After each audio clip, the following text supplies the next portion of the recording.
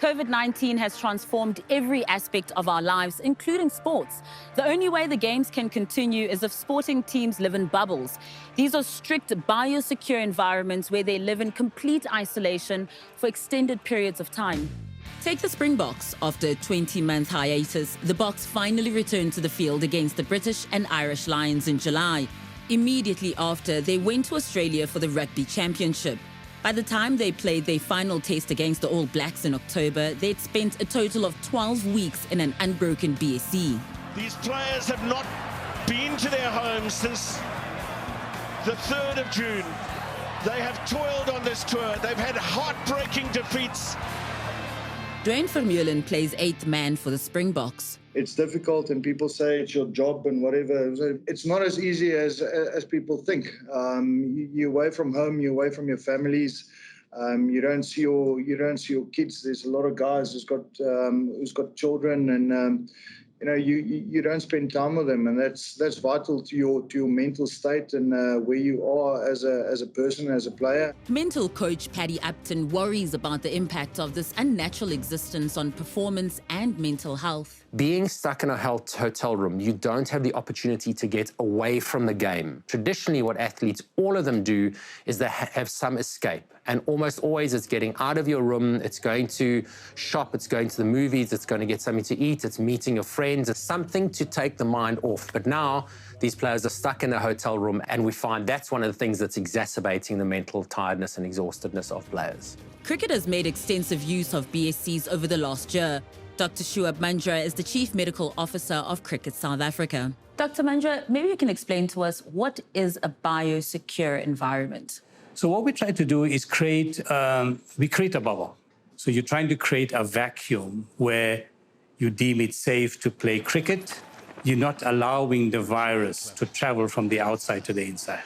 And there's two elements to that bubble. The one element of the bubble is where we stay, which is the hotel environment. And the second bubble is the playing environment where we are. That's what the biosecure environment is. This year, both the Proteas men and women have had to endure the confines of multiple BSCs. 𝗀𝗏𝗪𝗏 plays all 3 formats of the game for the Proteas. Talk me through a typical bio bubble experience from start to finish. What happens when you get there? At the start, you travel to your destination. There's always a hotel or some sort of facility that you'll stay at. You immediately go into a COVID test, and then from there you're straight into your room. During the World Cup, we had to do a 6-day full quarantine. So you're in your room for about a week, and then after that you're allowed out to go to training, for example. It's under protocols. We have normally a floor to ourselves in the hotel, so you don't go to the reception area or the dining area. There's sort of rooms allocated where you eat and where you can, I suppose, hang out and have a bit of a talk. Leg spinner Sunay Loose remembers her first bio bubble. I think this year, January, when we played Pakistan, and that was our first tour back. We were in Durban. We stayed across from the big mall. We stand at your window and you just see everybody moving around, going to the mall, and we drive past the beach, people are on the beach, and we just kind of go from Kingsmead Stadium to the hotel the whole time, and you can't really do anything. So that was really challenging. The Irene Country Lodge has been used as a BSc on several occasions. It's a complex logistical challenge to set up, according to MD Anwar Karim. A project of this magnitude requires a great deal of planning. So in collaboration with Cricket SA, a month before the actual event is when the planning actually starts in earnest. I think the first things first is the property is then closed off to the general public. This being a bio bubble, the staff will remain on the property for the entire duration. We have a number of COVID protocols in place, so the staff are tested on the day that they arrive. They are then quarantined, and they are tested right throughout the entire 6-week project. They are not allowed to leave the property until the end of the actual tour. There's no doubt that this is a beautiful hotel room that many people would love to stay in. But when you're confined to the space for days on end, completely shut off from the world, even this luxurious room can start to feel like a gilded cage. It's a difficult thing being away from home, and we had our challenges within the team. And first 2 weeks we were in hot lockdown. We couldn't do anything. We had no support in the hotel. You have to do all your things on your own, make your beds, clean your rooms. You feel like you're not a part of the country. You're not a part of anything. You're just there for a month in your little hotel room, with your team the whole time. So definitely felt a bit like we were in prison. 𝗀𝗵𝗶𝘀𝗵𝗃𝗀𝗃 has spent much of this year in various biobubbles, and the experience has taken its toll. If I can remember correctly, I probably slept at home for one night in 6 months.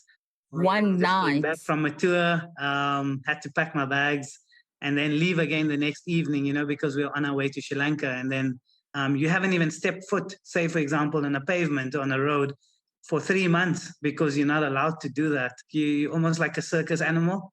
You just come out to perform and then you go back in your cage. International sport is a highly pressurized environment at the best of times, but is performing at top level sustainable within the suffocating confines of a BSc? The Chennai Super Kings at last year's Indian Premier League, they got placed into an inner city high-rise building on like the 22nd floor, which didn't have any recreational facilities, and they had 1 hour a day they're allowed to go to gym and 1 hour a day they were allowed to go to the swimming pool. The other 22 hours they were in their room.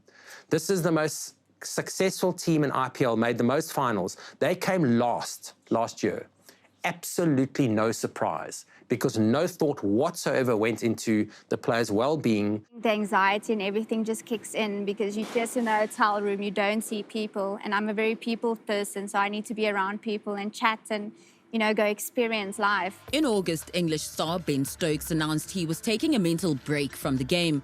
But do players still trying to establish themselves have that luxury? I don't think I'm in that position to do that, no matter how bad I'm feeling. I've got to go out there and do my job, and especially because for the first 4 years of my international career, I was basically on the bench.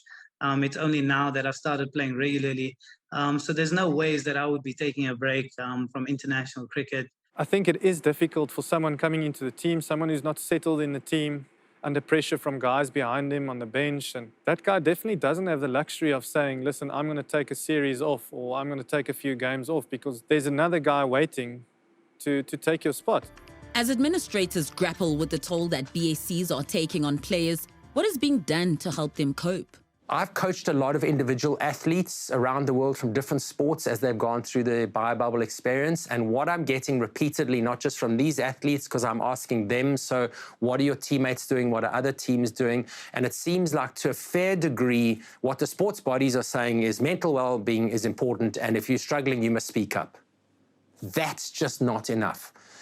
I haven't seen research come out yet to put out there, these are the 8 or 10 most common problems that athletes are experiencing. So I haven't seen anywhere yet a sports body putting that out and literally setting out a roadmap for this is what you can expect and this is what you can do about it. But just saying the mental side is important, you must speak up, it's just not enough.